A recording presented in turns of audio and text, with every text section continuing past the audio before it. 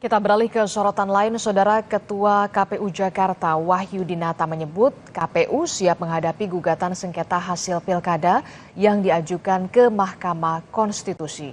Wahyu Dinata mengaku KPU telah bekerja sudah sesuai dengan prosedur. KPU juga menghormati upaya hukum para pasangan calon yang mengajukan gugatan. Wahyu menyatakan KPU Jakarta akan menyiapkan sejumlah alat bukti, termasuk diskusi dengan akademisi dan juga pakar mengenai gugatan yang diajukan oleh paslon. Menghormati ya upaya hukum apapun yang dilakukan oleh pasangan calon tertentu ya dalam rangka mencari keadilan ya. Yang pasti kami sudah bekerja secara prosedur yang ada dan kami meyakini hasil kerja-kerja kami dan mudah-mudahan apapun nanti yang menjadi gugatan kami akan mempersiapkannya secara maksimal.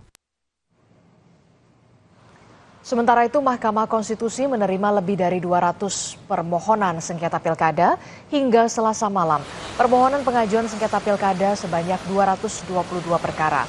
Permohonan online 110, sedangkan yang mengajukan langsung ke MK ada 112 perkara.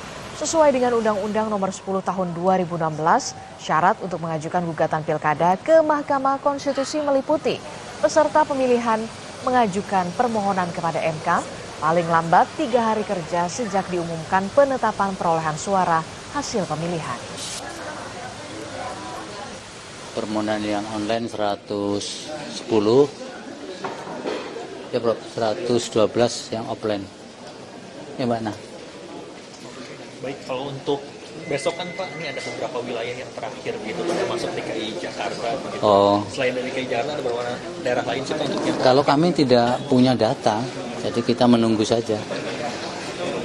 Menunggu ya.